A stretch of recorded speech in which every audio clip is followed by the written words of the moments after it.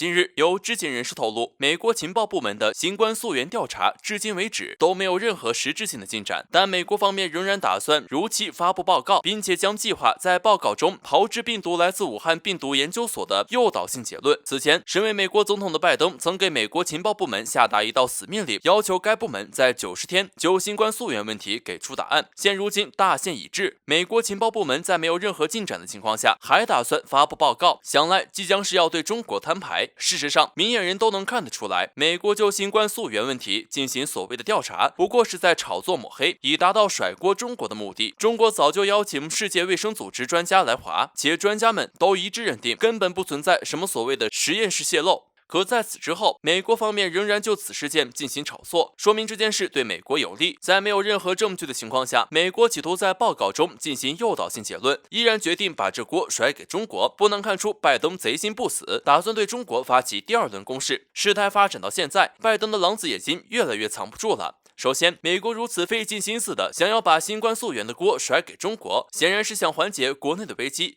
因为疫情，美国已经欠下巨额负债，越来越多的国家出于担忧美国是否有偿还的能力，开始抛售美债，一度给美元霸权造成严重的影响。如果危机无法解决，一旦其他国家转而投资其他国家货币，例如人民币，那美元霸权将受到极大的打击。其次，随着这些年来中国在各方面的迅速发展，美国非常担忧自己在国际上的地位会被中国替代。美国明显感觉到中国不再是以前的中国，现在的中国各方面都在迅速发展，中国的表现都惊讶世界各国。在美国产生危机感后，就会针对中国展开各种攻击举动。从这个角度来看，抓住新冠溯源问题不放，或许是美国对付中国的招数之一。说白了，持续炒作溯源调查，就是为了消耗中方外交资源，增加美对华的要价筹码。不过，面对美方蓄意搞有罪推定的自供状，中国不吃这一套。对此，中方送上一份大礼，彻底击碎美国阴谋。我方表示，美方想重演用一瓶洗衣粉搞无成本栽赃陷害的旧戏码，蒙骗不了世人，反倒会让国际社会怀疑美方是否在转移德特里克堡等生物实验室的关注。拿不出任何证据说明新冠溯源与中国有关，美方与其垂死挣扎，不如就包括德特里克堡在内的美国在世界各地建立的200多个生物实验室，向外界给出一个解释。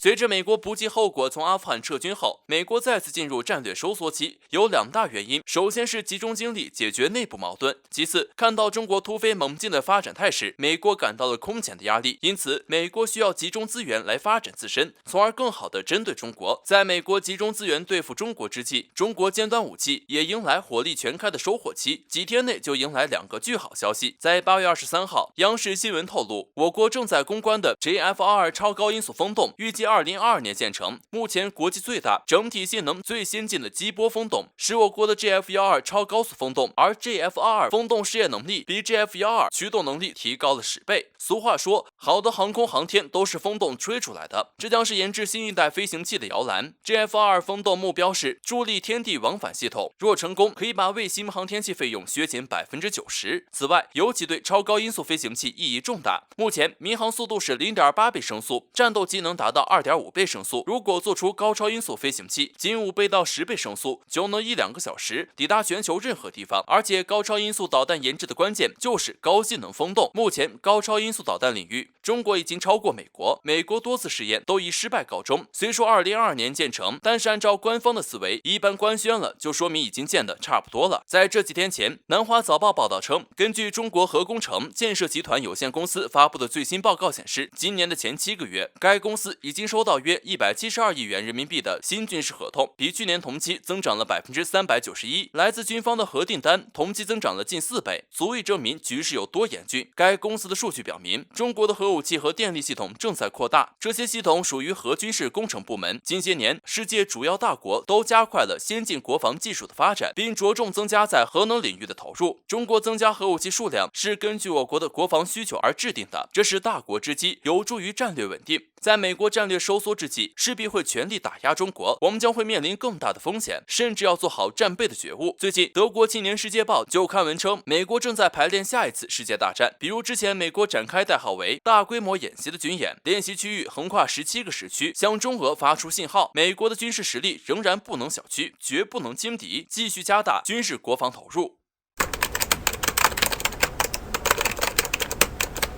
本以为拜登上台后可以顺势改善中美两国之间的关系，但事实却并非如此。拜登的执政不但没有使中美关系缓和，反而还让其不断升温。可以说，自从拜登上台后，我国周边海域就鲜有安宁之日。美军总是找各种理由来我国领域进行访问，而在我方多次劝阻无用的情形下，我们也开始用实际行动进行回应了。据相关消息报道称，23号，我国丹东、烟台、广东海事局同时发布禁航公告，我军将在黄海北部、渤海海峡、南海海域自24号至26号都将届时举行实弹军事演习，无关船只不得驶入进入海域。报道称，最近一段时间以来，我军已经多次举行了不同类型的军事演习，而在台海周边也举行了夺岛军事演习。如今一天内将同时举行3大动作，这其实就是给予美国的军事挑衅最有力的回应。之前对于美国的种种干扰行为，我们只是一再的劝阻，可是他们不但没有停止错误的举动，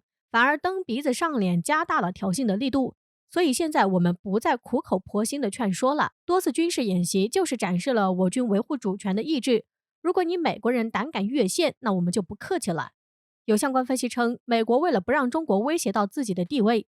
可谓是撕尽了遮羞布，不断的打台海牌挑战我国的耐心，而台当局好像也被美国投喂了迷魂药一样，傻傻的以为当情况危急时，美国肯定会为他们出力。但殊不知，美国的陷阱并没有那么简单。如果把美国近期的一些行为综合分析，我们可以看出，他们的目的其实不是想要和中国展开斗争，而是想动用一些手段阻止中国发展的局势，给中国前进的脚步下绊子罢了。所以说，真要到了把中国惹怒的那天，他们可能会立即找借口挣脱。所以，若台当局执意跟随美国的脚步同大陆作对，那最后必定是没有出路可循。值得注意的是，近日我军进行的军事演练的位置选得很有战略意义，针对的目标自然也就不言而喻了。因为台海地区的大部分军事基地位置都位于西南部，所以我们多次在这些海域划分区域举行军事演习，不排除将统一的战略纳入到了军事演习当中。要真到了武统台海时，我们就可以先发制人，摧毁台海地区的防御能力。所以说，美国应该早日放弃打台海牌的想法。如果跟中国作对，那就是在跟14亿人民作对，在跟解放军作对。那对于美国来说根本没有任何好处。如果非要碰一碰，那我们必定会奉陪到底。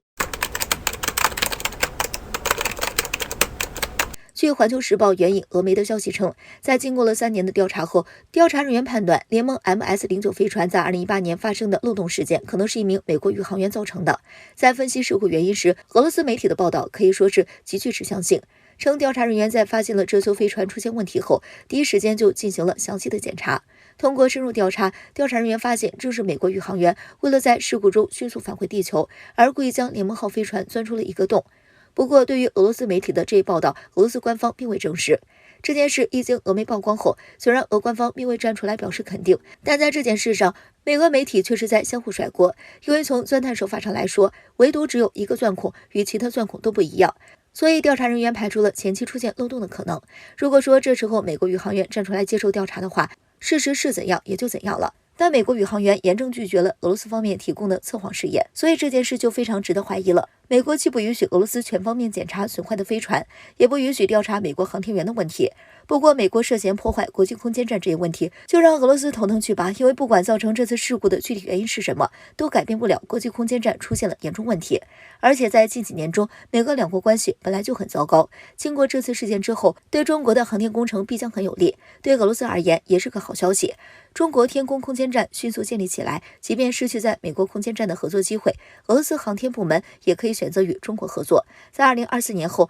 美国将失去目前的国际空间站，同时由于美国人自身的问题，被中国天宫空间站拒之门外，美国太空探索事业将遭遇前所未有的挫折与打击。这些都是美方的不道德行为，咎由自取。而且美国无耻就无耻在涉嫌破坏国际空间站不说，他们还转身就称中国抢走了美国公司的生意。美媒太空新闻网表示，国际空间站一旦退役，那中国将成最后获利者。就凭美媒这句话，那当初中国拒绝美国加入中国空间站就是对的。在空间站建设初期，美国就曾向中国提出过合作申请，但中国最终拒绝了美国的合作请求，不是因为之前美国拒绝中国加入国际空间站而报复，是因为美国提出的科研项目确实与中国的标准不符。而现在看来，中国似乎有了另一个更强硬的理由来拒绝美国了。